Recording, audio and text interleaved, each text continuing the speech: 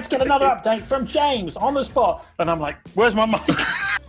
Scrabbling around on the floor of the portaloo, found it, picked it up, and then said something. I have no idea what I said. Hello and welcome to Verge's Alternative F1 podcast. And I'm joined with my normal band of merry men, Matthew Connell and Sam Wilson. How are you guys? Doing well. Thank you.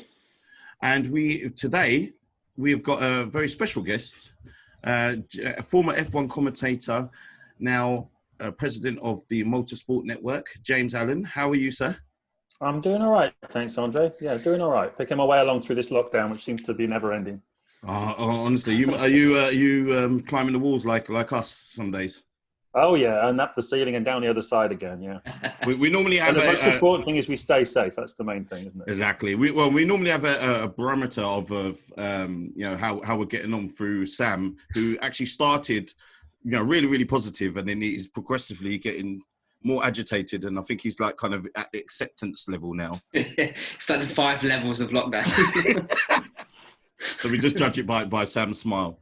So just before we get started with your amazing career and just really delving deep into all things James Allen, you're just going to just point out that, as the news progresses at the moment with the unrest in America, we at Alternative Sports stand with the people, with all the people, regardless of their background, and encourage all of our fans to do what we do best, which is stand together and support and cheer them on. So, before we get started, we've got some good news. Actually, we've got a sponsor. Thank you very much, Andre. Of course. So, of course, it's very exciting times. Of course, we are powered by Verge Magazine. Make sure, thanks to you, Dre, check them out, vergemagazine.co.uk. But more importantly, right now, we have been introducing new partners that are now supporting our podcast, the Natural Barber Company.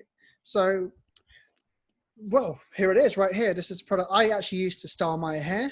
So many of you may have struggled to find a right hair pump. Yes, this is a read. So a Natural Barber Company founder, my good friend, Joe, always had hair problems and decided to create his own product. So whether it was too fragrant, too oily, itchy or greasy, it was not quite perfect for him.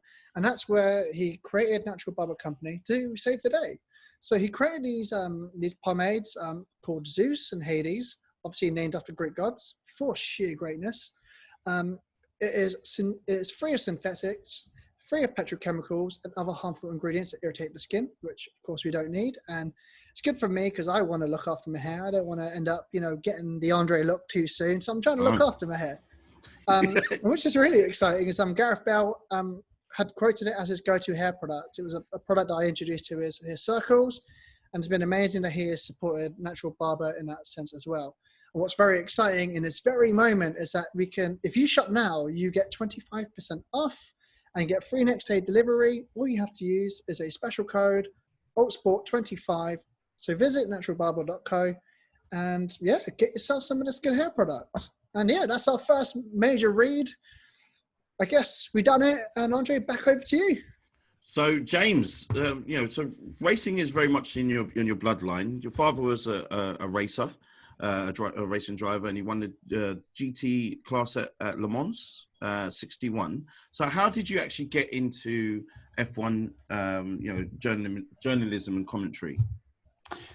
Well, first of all, thanks for inviting me on today. It's great to be with you, and I've not got as much hair as I had, so I'm not sure if I'm going to be able to fully take advantage of all the products on offer. But anyway, so as you said, Andre, my dad was a racing driver in the late 50s and early 60s, which was quite a dangerous time, as you can imagine. He had quite a bit of success, particularly in the famous races like the Le Mans 24 Hours and that kind of thing, and international success. But he also had a couple of very big accidents.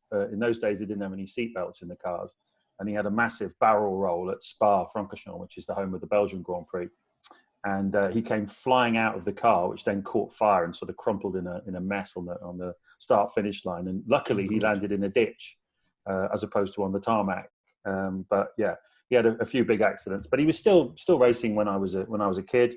So obviously, when you've got a dad who's a racing driver, he was also involved in organising championships and stuff like that. When I was, in the early 70s, when I was a sort of little sort of primary school kid, if you like, and it was extremely exciting to go along to all those things and to be part of it. So when you've got a dad that does that, you either kind of go down that road or you go off the other direction and go and press wildflowers or take up stamp collecting or something, which was never of any interest to me whatsoever. So went to a lot of races with him, obviously got to know a lot of people as I grew up. And then when I left university, there was only one thing I ever really wanted to do, which was to get into broadcasting Formula One. I mean, I obviously had watched a lot of races. I'd watched Murray Walker for many, many years. I got to know him a little bit from meeting him at various different events. But bigger than that was actually more like, I remember when I was quite young watching the Muhammad Ali fights. It was such a big deal when he had a fight like against George Foreman, which I remember, or the Joe Frazier fights. And like the whole world came to a stop basically to watch. Yeah. And I remember thinking when I was like, I don't know, 7 or 8 years old, I'd love to be the guy, I think it was Harry Carpenter at the time. I'd love to be the guy who's actually putting the soundtrack on this, who's actually finding the words to be in the moment to help the people at home get more from this. Yeah. I remember having that feeling when I was quite young, and then sort of in, as I say, my mid-teens, I sort of decided that's definitely what I wanted to do. So then, as I say, once I got out of uni, that was kind of how I worked my way into it through doing various different jobs. I did thousands of hours of kind of random championships no one's ever heard of on sort of early cable and satellite telly stations, and then got a few breaks, and one thing led to another, and eventually ended up working with, I worked with ITV for the first time in 1994 with Nigel Mansell over in America when he was racing in IndyCars. But then obviously I've been working with ESPN, and the big break came, I guess, when I got into it, started working with ITV, and I was with them for 12 years. Amazing. Absolutely amazing. So talking about being that guy that puts the soundtrack to everything and encapsulating that moment in basically a vox pop, in a sense, how hard is it to be a commentator? Like realistically, because we all sit there and listen to it. Like we've got iconic voices throughout the years, whether it's football or F1 or whatever, but it must be really hard. But I don't think any of us really truly understand it. That's a really good question, Sam, actually. And no one's ever asked me that, would you believe? No, really? We've done it, guys. You've done it. We're alternative. Yes. I think the question is, I mean, it's anyone can commentate. The question is, how hard is it to commentate well? That's true. That's true. And very at a high sort of level and consistently. And the problem with that is that it's very subjective. You know, so even the most popular commentator in any sport, whatever it may be, will have people that don't like him, you know, for whatever reason. They don't like their voice, they don't like the language they use. If it's a football commentator, they might think they're a bit too biased towards United or too biased towards Liverpool, or you get some commentators and people think they're biased towards both, which can't be the case, you know. So it's very, very subjective. So that's really important thing to bear in mind when you do it is, you're doing it for yourself. You're doing it honestly. You're not putting on an act or trying to be something you're not. You're trying to be authentic. You're trying to be truthful. You need to think very quickly, and you need to have several sort of steps, you know, because it's basically, the great thing with live sport is you never know what's going to happen next, especially in motor racing. And so you have to be ready for anything, really. So I think basically you have to be well prepared. So it's a bit like revising for an exam. You revise for the exam, but you don't basically put everything you revise down on the sheet. You only respond to what the question wants from you. And it's the same with this. You make sure you're well prepared. And then instead of just hitting people with a machine gun of stats, you weave a few stats into your narrative, but you've got to focus on storytelling. So if you strip it right down to the basics, it's to be a good commentator, you have to be a good storyteller. That's the most important thing of all. And then everything else goes from there. It's interesting because I think when we all watch the sport, it would be completely different without the commentary, because I don't know about you two, Jay and Matt, the amount of times I've said, oh, that's so-and-so, and got the car completely wrong, and relied upon the commentator knowing exactly what the helmet looks like to correct me, basically, especially with modern day cars, because the numbers aren't as big on the front of them anymore. You know, you can see Bottas and Hamilton's difference when they go around a corner, but head on, realistically, when they're coming down the first corner, it's quite difficult to see which one it is until you know where they are on the grid. Especially with the halos now. Especially, exactly. And I think, again, when they go to onboards nowadays, thankfully, people like Toro Rosso have got the Instagram handles of the driver on the halo, but some of them don't. And it's like, oh, I need to remember what the helmet looks like, which I guess is what happened with Danny Kvyat in Russia last year. They wouldn't let him use his helmet. So luckily, we all knew who he was in the race. But it is, I think, for me, watching it, one of the biggest I see commentators, the thing I'm most surprised about is how good they are at recognising cars. If it's football, who's on the pitch, that to me just goes right over the top of my head. I'm like, yeah, I couldn't do it. It's interesting, Sam. I mean, so I learned it's more important to be right than to be fast. So Yes, the mistake exactly. to make is to say, oh, that's X, because you feel like you've got to be quick and you've got to get in there. You don't say anything until you're absolutely 100% sure you're looking at what you're looking at. And in the early days, when I started commentating on ITV, sometimes they get the graphics wrong. So they put a graphic up saying Barrichello, and it was in fact Schumacher. You know, just a long shot from the rear of a car retired or something. You have to be 100% sure. Yeah. But one that would have really thrown you then, Sam, I can't remember the year, but it would be early 2000s, but late 90s, early 2000s, was when it rained very heavily in Monaco, and Coulthard didn't have the right helmet for the conditions. And he borrowed one off Michael Schumacher. So you had a McLaren going round with Michael Schumacher's helmet in. Oh, sweet. That would, yeah. That would be a fateful mistake. Michael Schumacher seems to have changed car. wanted to make it more challenging for himself. Oh, I know there was spare cars back in those days, but not different cars. I think that's a funny thing about the Schumacher stories, because like for me, he was the first the first kind of major sportsman that I feel like growing up that caught my attention, because I watched Formula One before I actually watched football. And of course, I love football as much as Formula One. So, you know, I'd grow up in the Philippines, post church of my dad, having a Foster's, watching a Formula One. And that was my first look at sport. And of course, during that time, we had Murray Walker as commentator. And of course, iconic, legendary voice. And I guess this is what's quite exciting for me, James, is having you in this podcast, because we worked together through Motorsport Network, through doing projects within Formula One, with, you know, doing shoots with Lewis, doing Ferrari stuff. Ross Brawn we've met at Spa, and so I feel like we've spent a lot of time talking about football and music on the road in between. And so this is, of course, a part of your career that I probably haven't been in touch with, but know so much about, because there's been so many key moments of Formula One I've watched while you've been there. But throwing it back to kind of the early starts of this transition to commentary, you had worked with Murray Walker for about 4 years before taking over from him. And I knew that at times you even stepped in to, you know, when he couldn't do certain races, you would step in. So what was it like having to work and travel the world around with him? Oh, it was fantastic. He's such a character. I mean, it was absolutely brilliant. I knew him anyway, as I said, and I started working in Formula One in 1990. Which was the sort of Senna, Prost, Mansell era. And obviously he was working with BBC then. So getting to know him was good fun, because he was you know, a great character. And but then obviously from 97 onwards, we were teammates with ITV. And he didn't like to drive abroad. He was fine driving in the UK, and he drove quite quickly actually on the roads in a black BMW M3 that he had, but well into his 70s, because he's almost 100 now. Abroad he didn't like to drive, so I used to drive him. So I picked a hire car up, and so I've spent many hundreds of hours driving around the world with Murray in the passenger seat, and we had some great experiences. One, I don't know if you've ever been to Brazil, Sao Paulo, and you can imagine the traffic, and it's all in lines and stuff, and a lot of people on motorbikes just kind of, you know, whizzing through, whether they're carrying like goldfish bowls on the back or boxes or just late for work or whatever. And it's so dangerous. I mean, it's so incredibly dangerous.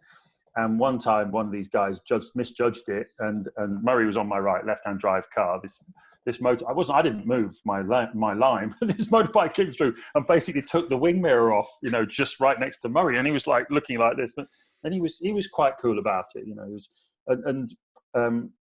you know, when you were in Germany, you know, because he'd been in the tanks during the Second World War. I remember crossing the Rhine with him going towards Hockenheim for the German Grand Prix, and he goes, "Right, I want you to pay attention." He said, "We're crossing the Rhine. I came across here in a tank in 1944 or whatever," and it was just brilliant. All these stories of like the Second World War and all the stuff he used to do. I think the funniest experience I had working with him, and in fact, I think it was Sky or F1 that just showed it recently. They're constantly showing all these clips from the past. They just showed the Spa 1998 race, you know, with that chaotic start with like massive pile up. Do you remember? Everywhere. The one that later on in the race, Schumacher hit Coulthard and lost the wheel, and then he tried to punch him, and Damon Hill won the race in the end. It was like a half a season in one race. You know. Shout out to Damon Hill. Yeah, exactly. So there'd been complete carnage at the start, and there was cars everywhere. And at Spa, you can go to the back of the paddock, and I was the pit lane reporter at the time, and I was looking down, you know, with my microphone, describing what I could see and everything else, and going in and out of Murray and Martin's commentary and stuff. Anyway, they started to clear everything away, and we're live, right? And we're already like 45 minutes into the race, and it's not even started properly yet. So I'm thinking this is going to be a long afternoon here, and I think I better take the opportunity to go to the loo, because I don't know when my next chance is going to come. So I went to the loo. It's like a porter cabin in the paddock in Spa.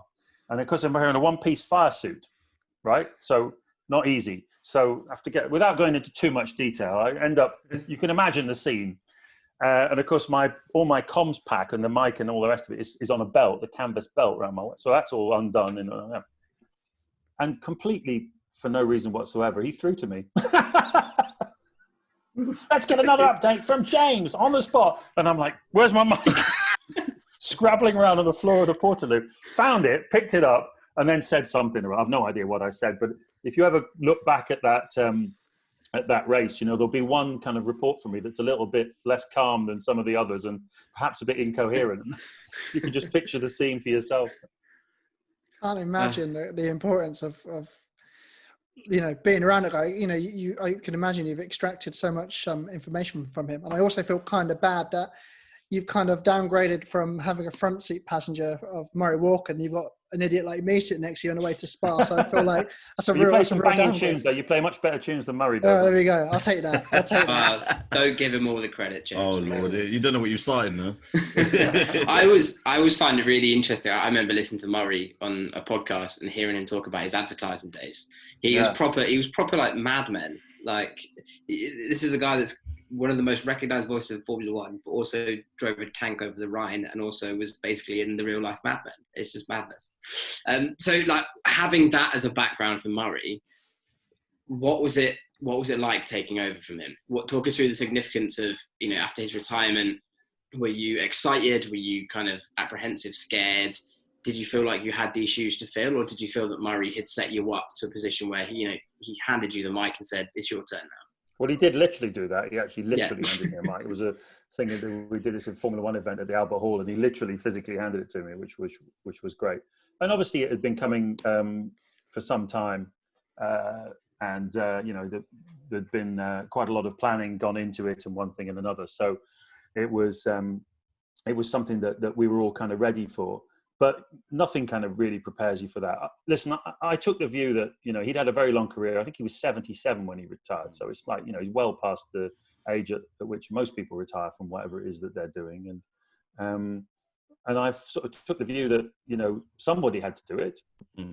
And it might as well be me, because as anybody else, you know, I knew what I was doing. I was ready for it.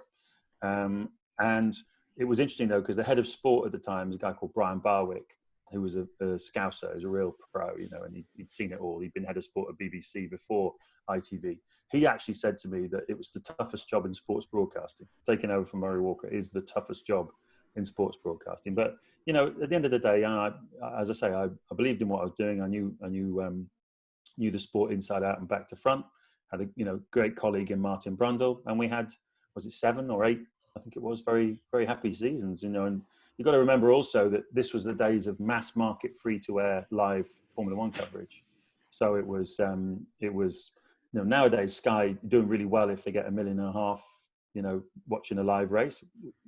A typical European race, we had 5 or 6 million. Sometimes if it was like tea time on a Sunday, Canadian Grand Prix or Brazilian, it'd be maybe up to about 7 or 8. And when Lewis won the title in 2008, I think we had just under 13 million people live watching.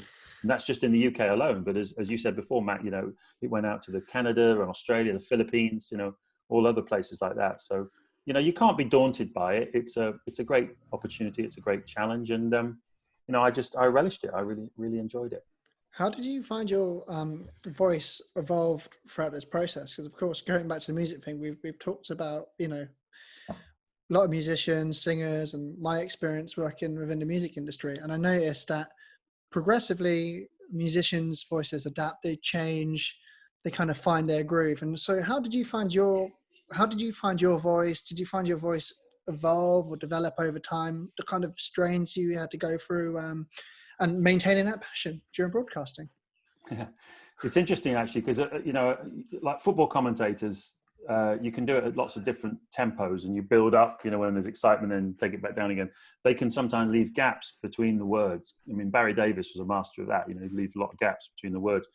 With racing, especially on the radio, but because I did 4 years with the BBC on the radio as well, as the TV stuff that I did with ITV, you do need to keep a constant narrative going. And sometimes the races can be 2 hours, and there's only two of you, and there isn't a half-time break for a cup of tea and a meat pie. You've got to keep going. So, and because there's no loo break either. Sorry to keep coming back to the loo thing, but it's important when you're very relevant. It can't be just dead air for a little while. So I used to drink I still do whenever I do anything like that. I drink a lot of water. I'd be careful because you couldn't drink too much water for obvious reasons. But for the voice, I mean, your voice gets more seasoned obviously as you get older. But what you need to do, I think, especially I was 34 and I took over from Murray, I think, something like that.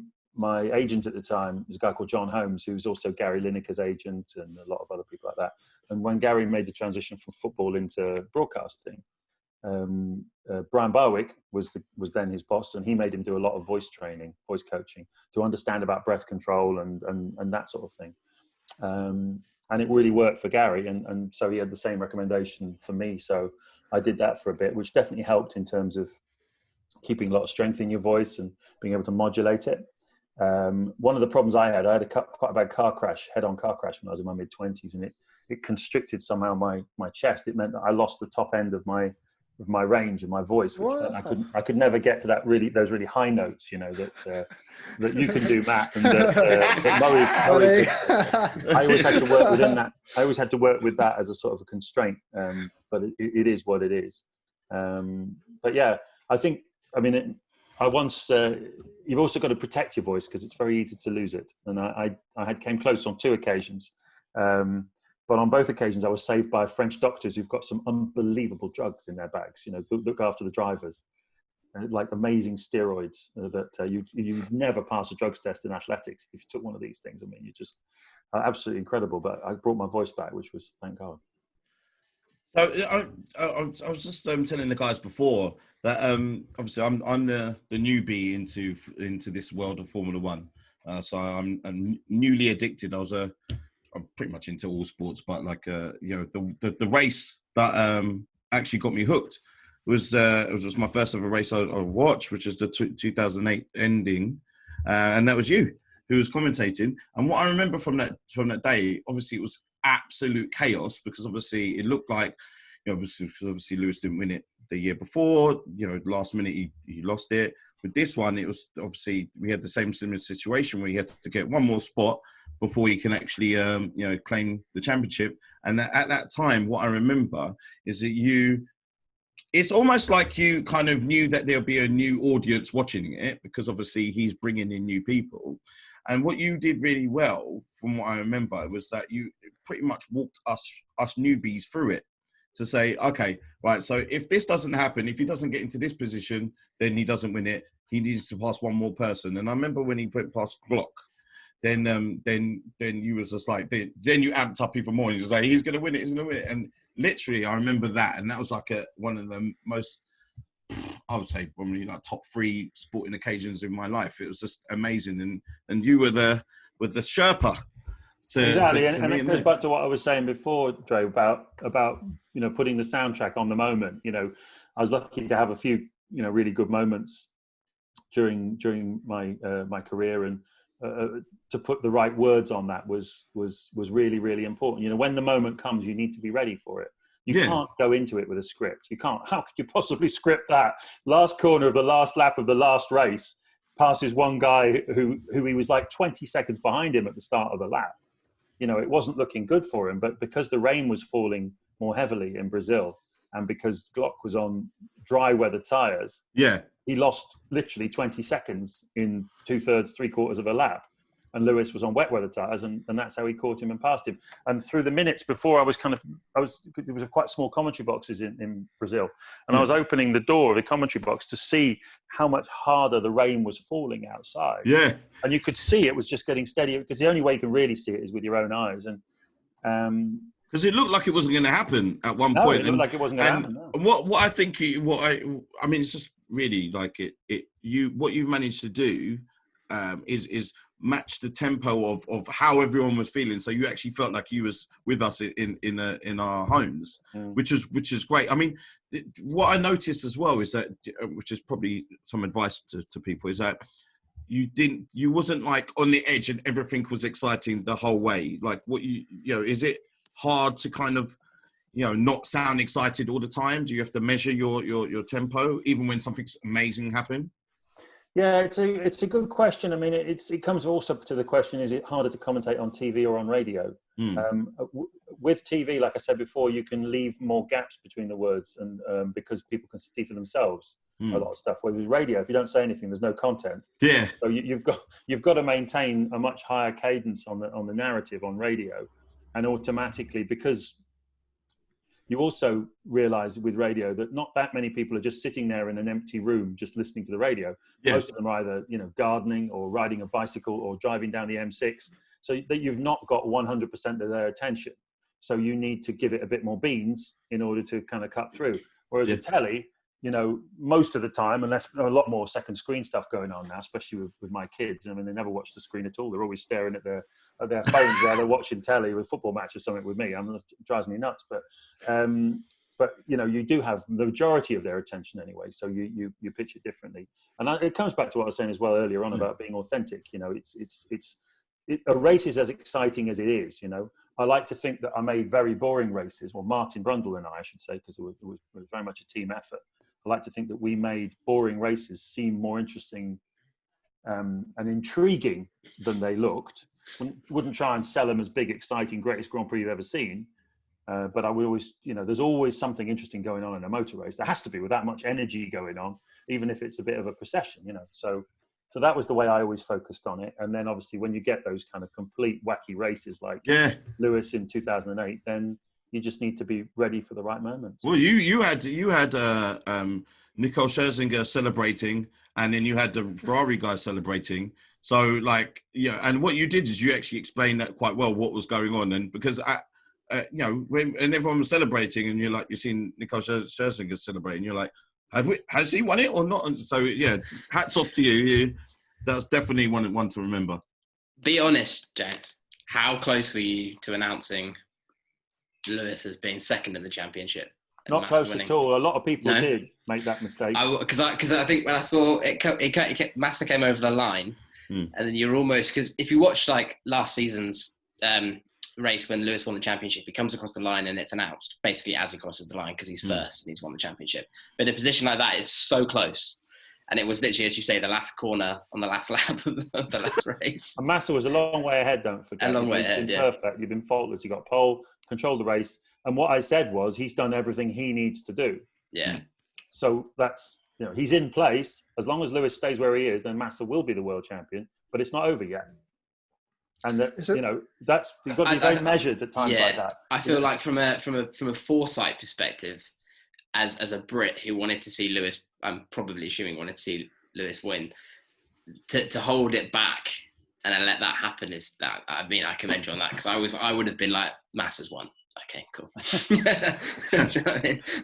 So I would have loved to see Massa win a championship, but not today. And it was an incredible hearing the crowd roar, thinking that he had won it, and that was goosebumps. And for me, I think that moment was so important for all of British Formula One, because I was in my first year of university. I remember this clearly, sat on the floor with some reason my laptop on the sofa. I don't know why I was sat that way, but that was the format, watching that race. And that was where I was like, right, now I'm fully back on side. And we've got someone, that's the easiest thing with sport, isn't it? It's when we have someone we can support and follow that, obviously keeps us hooked. And obviously, luckily for us as Brits, we've got Lewis doing the thing. And it's so funny to think that in that moment, hearing you commentator, James, and now here we are. So what a wonderful kind of full circle journey that's been. Yeah, So no, definitely. on a race, like a general race weekend, regardless of whether it's a boring race or a exhilarating race like that one, how do you prepare? What preparations you do? You mentioned revising before. What sheets do you get given? Like when you go into the commentary box, what have you done prior and what's sat in front of you ready to go? So most professional broadcast organizations have somebody who's not necessarily on the staff, but they pay them a retainer to prepare a sort of pack of stats that have, just everything from how many Grand Prix the driver has started, how many he's won, how many poles he's had, and all of those kind of things. And I was always, so you have all that obviously there, and I just made sure it was available in case I just wanted to say halfway through, that this is his 250th Grand Prix today or something, just to give the people at home an idea of how long these people have been doing it for, that sort of thing. But what I was always more interested in was trends. So I would always use the stats pack to look at, actually in the last 5 races, this guy has scored more points than the fellow who's leading the championship. So keep an eye on him. In the last 5 races, this bloke who was leading the championship after the first 3 rounds or something has actually not done better than a 5th place finish. He's on a really bad run of form here, So I always look to find storylines, if you like, in stats are stats. And a great stat can be fabulous, but it's only a stat, right? And for me, much more interesting than that, and much more relatable, much more human was stories. And so I was always looking for those stories. Made sure I had a fairly basic pack of notes, because you haven't really got the time to look at them when you're commentating. You're sort of very much in the moment. You have in front of you a screen that's probably not much bigger than your laptop screen, with the main world feed signal on it. And then alongside that, you've got 4 smaller screens that have got the timing, and there's different timing pages. One of them has got all the information from race control. So you can see driver's been penalized with 10-second penalty or whatever it may be. It's got the weather information on it as well. And then you've got another screen which has the drivers in order and their performance in 3 sectors of a lap and their lap time. And it's color coded so you can see how they're performing, whether their performance is dropping off or whether it's picking up, and all that kind of stuff. So there's a lot to look at. But when you're doing it with TV, you've got to remember that, basically people at home are looking at that same picture you're looking at. So most of your attention needs to be on that picture, not looking out the window, but actually looking at that picture. But just telling the story of what they can't see on the screen, because unlike a football match, there's only one point of focus in a football match, which is the ball. You don't really, unless it's Zidane headbutting someone off camera, you don't really care too much what's happening off the camera. Whereas in Formula One, you care a lot because there's only 2 or 3 cars in the shot. So you've got to tell that story a little bit as well. So it's a much more complicated thing to do than say commentate on a football match.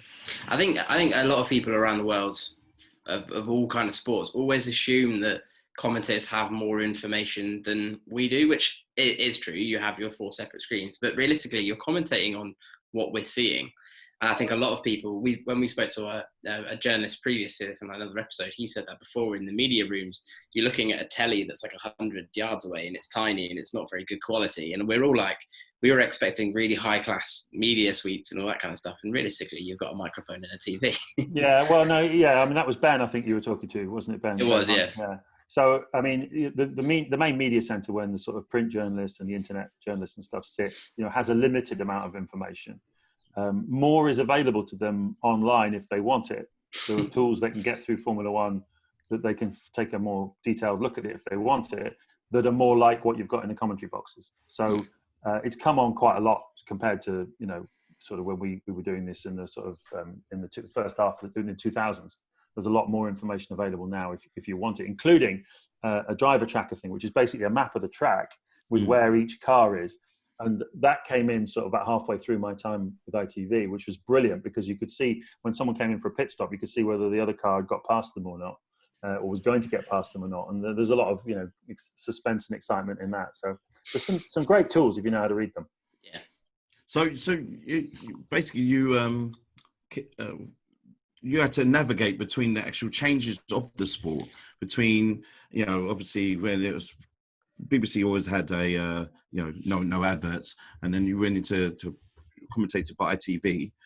You won 3 BAFTAs with them, but you actually had to get used to the audience. Well, we all had to get used to the audience having to put up with adverts. Like, what was that like? Obviously, you know, for me, a newbie, that's normal.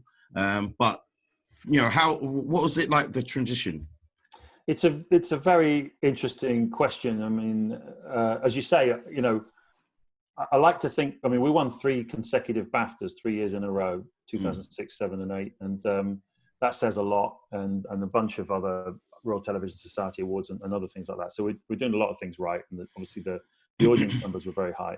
But we always had to contend with the fact that for 12 years that we were interrupting race action, sporting action, to put some commercial breaks in, which hadn't been the case in Formula One before in the UK. They've been very lucky to have unbroken coverage on BBC, which is just, you know, a unique thing. In Germany, at the same time, their first break was 6 minutes long in the race. So they let the race start, let it settle down for the first 2 or 3 laps, but then obviously there was a high value to that commercial break slot. And they had 6 minute break. And by the time it came back, it's like 3-4 laps have elapsed. Anything could have happened, you know. So I guess that was quite a difficult thing for the commentators to deal with. We just had like 2 minute breaks, 2 minute 10, something like that. We have 5 of them to fit into the race. And picking the moment to fit them in was quite a challenge. And I think we did about, I can't remember now, we must have done, 250 races, nearly 300 races or something with ITV. And we didn't miss that much, you know. I mean, some memorable clangers, of course, but you're going to with that many races. But yeah, it was difficult. And of course, if people sort of don't like something, then they don't like it for a long time, and they carry that through. So I think it's just one of those things we had to deal with, really. But on the plus side, you know, we had a very talented group of people. We had a very good budget to get the job done properly.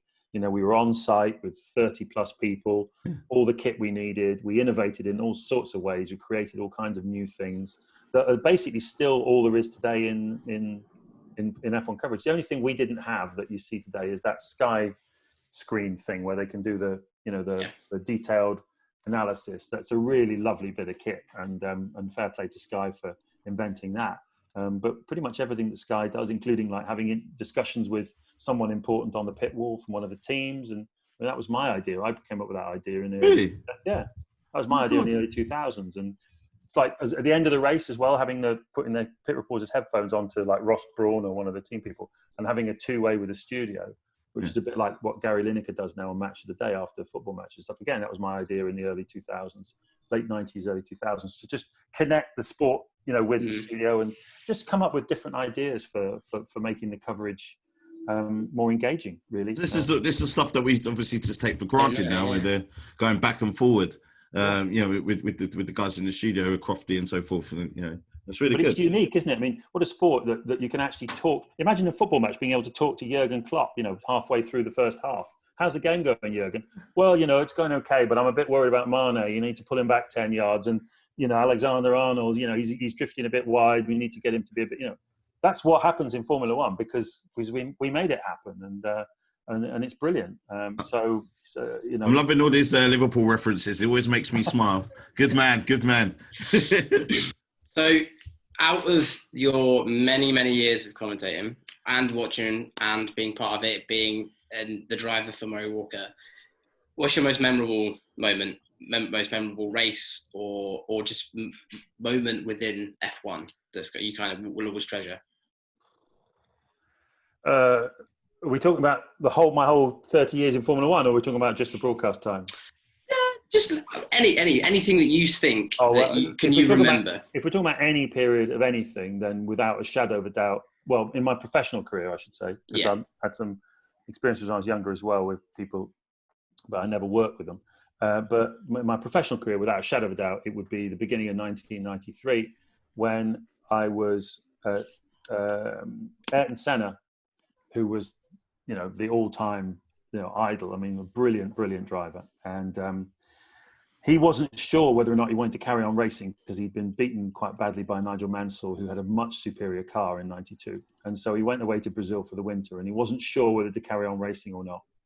And he came back to do a test at Silverstone over 2 days in February.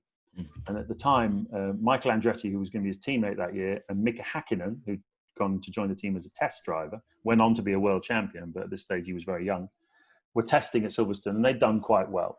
And basically Senna turned up and did this 2-day test. And so I thought, well, he hasn't driven a car for 4 months, so I'll give him a day to get used to it, and I'll go along on the second day. And I was one of only, like, I think 2, maybe 3 people from the media that went along. And I just was on the pit wall, you know, next to the team, you know, when they're doing the timing and everything. And he just got faster, faster, faster, faster. And it was just magic.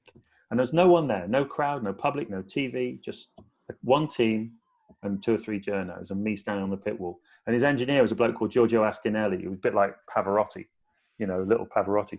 And as Senna went past Häkkinen's best time of the winter and then faster and faster and faster, Giorgio just looked up to the heavens and he went, "He's back!" And it was just fantastic. And then Senna being Senna was one of the best things about him was how generous he was with his time, right? And how much he wanted to get across the things he wanted to say and the experience of being a driver. And he really cared about it. And so I found myself about an hour after the session finished, up in a room in Silverstone in the main building with him and, as I say, these 2 other journos, one from Brazil and one from Japan, I think. And then we had him on our own for an hour, just talking about racing, about his perception of how because he was so out of practice. He was normally, when you drive a racing car, a Formula 1 car, you're already thinking about the corner exit on the line for the next corner before you've entered this corner. And that's where he was before the winter, but he was having to see the corner and turn into it. So his whole mental process about driving a racing car on the limit was totally different. And he was explaining all of this stuff and explaining how his motivation had completely gone over the winter. He wasn't even sure he wanted to carry on racing. And I mean, it was just unbelievable. And I was lucky to spend quite a bit of time talking to Senna about racing. But that was my most special memory, to have that sort of time, just having a complete insight from a guy who is coming to terms with some things for himself at the same time. It's amazing. It's so refreshing to hear how unselfish racers are with, you know, their time, especially towards media, and even more so with the kind of shift in Formula 1 with social media. We get so much access, and there's also a reason why I'm so lucky to get access to obviously work with yourself, James, and create interesting content around these races. But how do you manage egos? You know, of course, you know, they're very generous with time, but have very strong personalities. You know, you, from being on the ground or in the commentary box, have had to comment on these people, on these, you know, racers' professions. But, you know, have you ever had them kind of come back to you and say, "Why did you say that? Oh, I didn't like that interview off the record." How did you manage that? When you started asking me a question about working with people with big egos, I thought you were talking about our times working together, Matthew. No, it's all coming out now. You've got your ego under control, no doubt about that. Yeah, I've definitely had people come back to me, and no question. I mean, there's a wall, as you probably know, on the final corner in Montreal, which is called the Wall of Champions, because during the early 2000s, pretty much all the champions, like Schumacher, every time, they all smashed into it. And Jenson Button was doing quite well in a race one year, and he hit it. And I sort of said, "Oh, you know, poor old, you know, Jenson, he's made a silly, sloppy mistake, and it's taken him out of the race, and he's lost his chance of it." So the next race, we were together in an airport departure lounge, and he's like, "What's all this about silly, sloppy?" You know, he's like, and he was really having a go at me, and I was like, "Calm down. I mean, are you proud of the mistake? Do you think it was a good mistake?" "No." I was like, "Well, was it a sloppy one?" "Yeah." I was like, "Well, there you are then." There you go. The worst one was obviously when Ferrari switched the order of the cars in 2002 in Austria, and that was, you know, really controversial, and they got fined, and team owners were banned, and it was awful. And I had a few quite tough conversations with the people at the top of Ferrari about that, because they weren't happy with what I'd said, but I wasn't happy with what they'd done. And I even had a bit of a discussion with Lewis over something he did in a press conference once. But I do think you've got to sort of front up about these things, and you know, and if people are doing the wrong thing, you've got to call it out. So I've never had a problem. There are some very difficult people in Formula One, and I think, you know, I'm someone who always looks on the positive in every situation. So I think what I learned is how to deal with difficult people, because, you know, every time in all aspects of life, you know, you can come across difficult people, but if you've got half a clue how to get around them or get the best out of them despite their being challenging, then it's a bit of an advantage, and I try and pass that on to my boys. Well, that's the difficulty of that role as well. You have to ask the difficult questions, and that's just the nature of the sport. But one thing I've personally noticed from being around you in a paddock, and I've you know, I've seen the kind of respect you've commanded from all these various teams. And we walk down the paddock, you walk past all the, you know, team homes. And I've noticed this where we were in Spa, and you would literally, as you progress through the paddocks and whatnot, would basically switch languages. So where did you, how did you start learning all these languages? Was it something that was kind of pre-F1? Was it something you did within the sport? Was it something that you felt helped you grow closer to these teams? No, it's just, you know, that's what I was good at school. I was lucky. I managed to study French and Italian as well, but mainly French. And then I did English and modern languages, English and French at uni. So I took my French to quite a high level, and it was very, very useful in Formula One. I mean, you know, the three main languages of four are English, obviously, French, Italian, and German, and a little bit of Spanish as well, but mainly those. And I don't speak any German, but Italian, quite a lot of the Italians don't speak much English, bizarrely enough. And certainly when I started, there were people at Ferrari and in the Italian media who didn't speak any English. Can you imagine traveling around the world with Formula One, listening to Nigel Mansell and not understanding a word he's saying? But so, of course, I realized there was an opportunity there because I sort of helped them to understand what was going on, and in return for which they give me some sort of inside info on what was going on at Ferrari. So it was almost immediately a very helpful thing. And yeah, you can be across what the people are saying in those countries.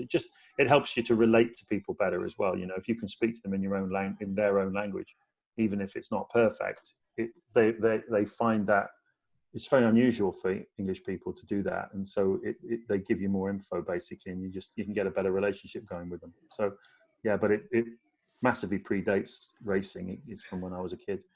And how important is that now for drivers? Because, you know, when during this lockdown, I've been able to see many of these racers through this new digital age gaming. And for example, like a Charles Leclerc, he goes from English to French to Italian. So how important is that for racers now to be able to have that skill?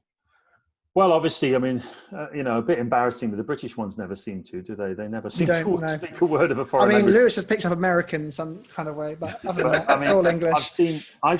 I've been in the sort of pens, you know, that we have at the paddock where the media, the TV crews are all sort of spread around, like a mixed zone, basically, call it the mixed zone in other sports.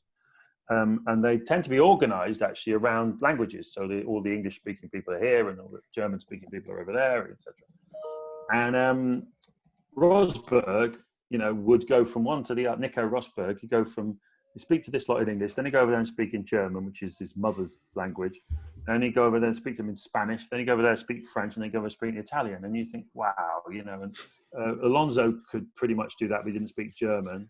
As you say, Leclerc speaks very good English and very good Italian in addition to French, you know. And even Danny Ricciardo, bless him, is obviously his parents are Italian. When you hear his parents speak, they sound Australian, but they are both born in Italy, I think, and certainly the grandparents are all Italian. So he does have a bit of Italian, and he's realised he needs to work at it. So he has a go. But yeah, I mean, I think it makes a massive difference to how the public relates to you, you know. And Vettel learned Italian, not bad Italian. But that's nothing compared to Leclerc, who's you know, not perfect, but it's really, really good. And so he's going to be such a hero for all the Ferrari fans, you know, because he speaks the language. So I think it's really important for them. And as you say, I mean, the way that the drivers have really embraced like Twitch and all this stuff through this sort of lockdown period of esports, they found a whole new way of communicating with the fans, which is just brilliant. And I was saying to Leclerc's manager on the phone yesterday, I really hope he carries some of that through into when the real racing starts. You know, I really hope he relates to the public and to the other drivers and just keeps that going, rather than just going to go back into the kind of straitjacket of being a bit sort of square in the way that they communicate.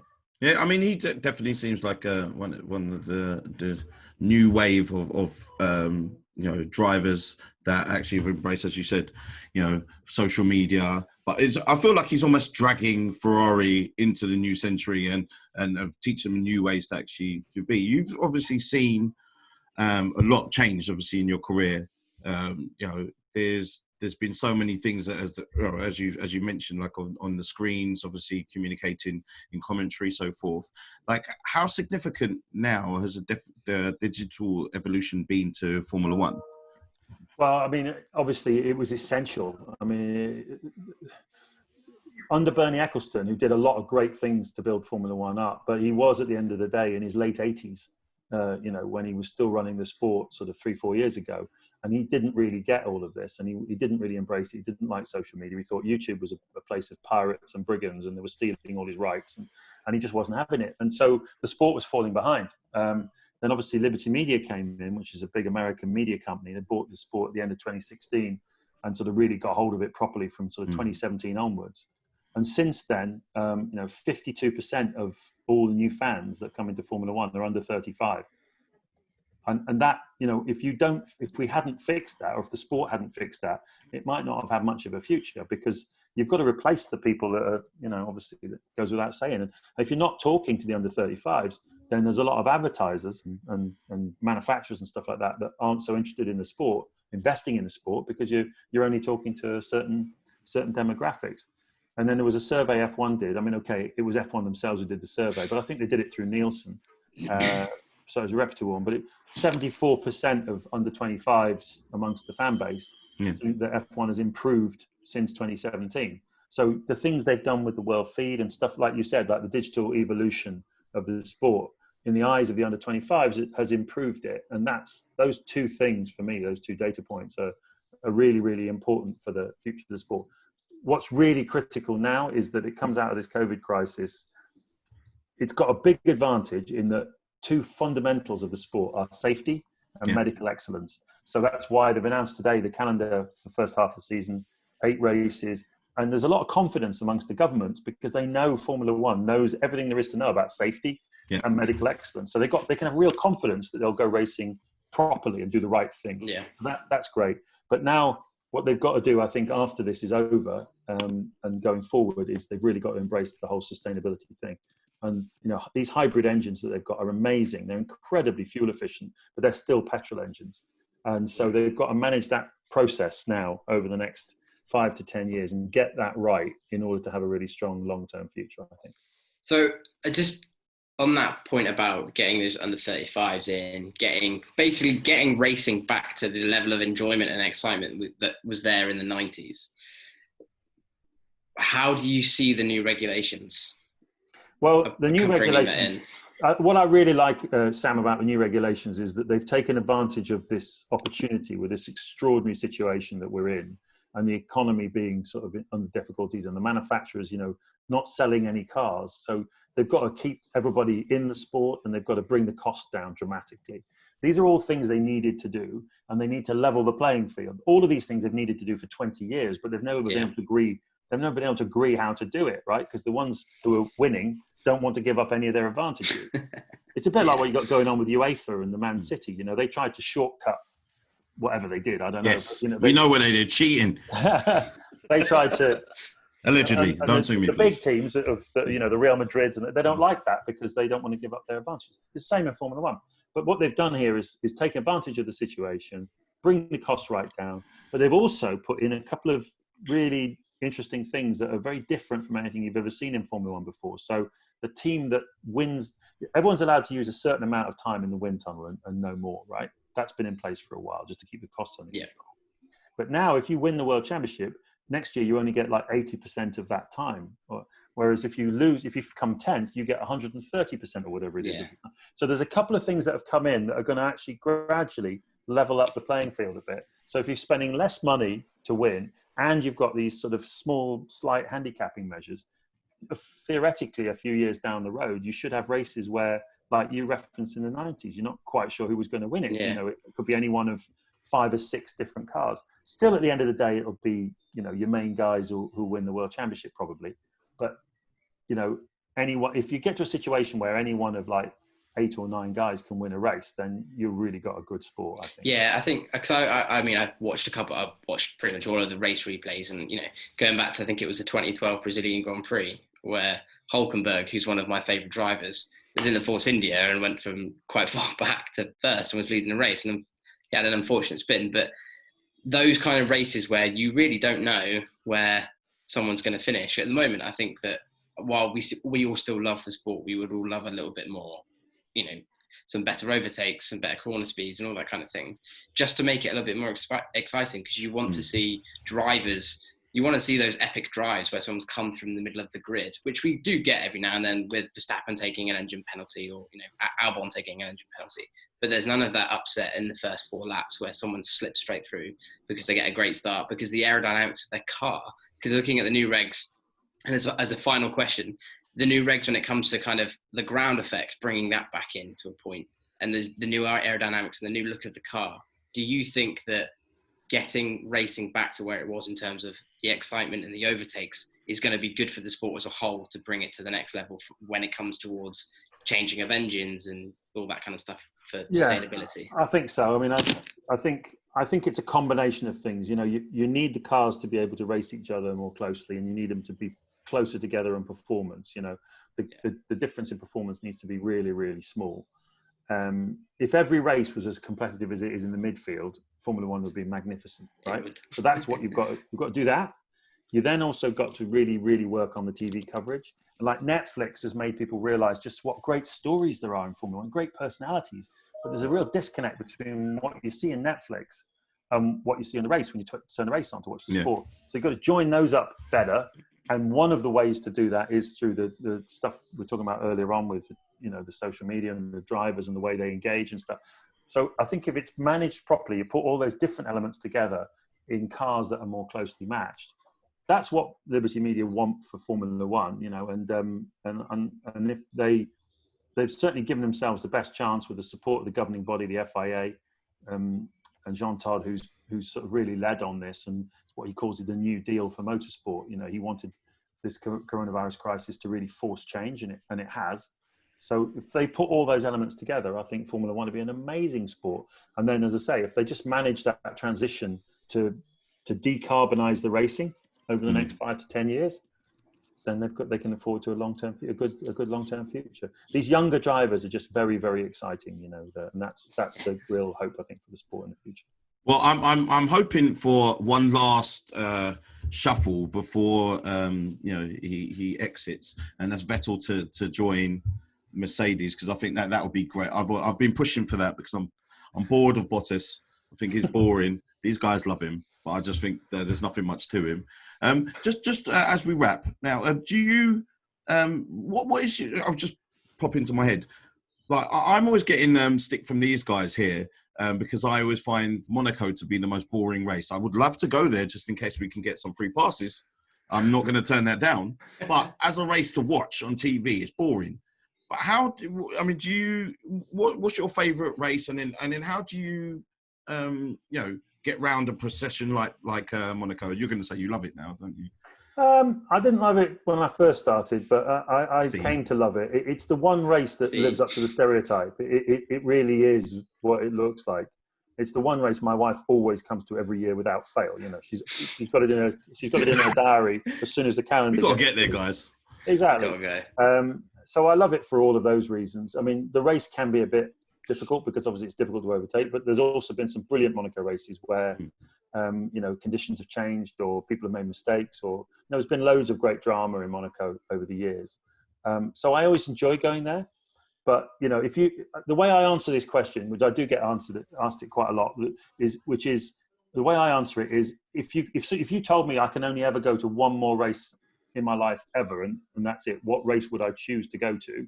Which is the best way to decide what your favourite is, I suppose.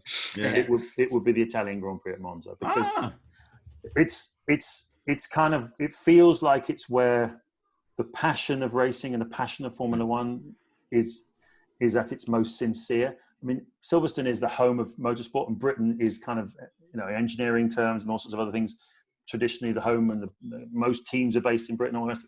And I love Silverstone, but the passion that you see and the atmosphere of Monza, the Italian Grand Prix, is like nothing else. So it's like going to Anfield, or I was going to say that. I was going to say I knew you was going to go there. Where they really, or the new camp, where they really, really care compared to other venues where more of a religion. Yeah, exactly. Aaron Park, Portsmouth, it's just as good. No. So that's my answer to that one. It's also the fastest track, which is, at the end of the day, Formula One cars should be going fast, shouldn't they? So that's another good reason. So when we get to go to Monza, or if we ever do get to go on one of those super yachts at Monaco, are we expecting you to be our guide around the town and tell us where to stand and so forth? It will be my pleasure. James, thank you so much for spending so much time with us. It's been an amazing, time just picking your brain, your knowledge, and amazing stories. We appreciate you. It's a great pleasure, guys. It's lovely to meet you. I love what you guys are doing with this podcast, and good luck with it, and hope it grows into future. And always like working with my buddy Matt there. So nice to see a smiling face on this sunny day. I'm going to clip this out and just bring it to any future interview I have. I know this is going to be the soundbite from moving forward. So have you got a CV? Just watch the last 2 minutes of this podcast. That's all you need. That's accreditation you need. You just play that on the phone when you walk up to any race. So you can find James on Twitter and tell me if I'm wrong, but if it's James Allen James Allen on F1. That's on Twitter, and visit the Motorsport Network at www.motorsport.com. James, appreciate you. Thank you so much. And guys, keep on looking out for new shows. We have them every week, and we will keep on doing what we do for you. Thank you. Peace.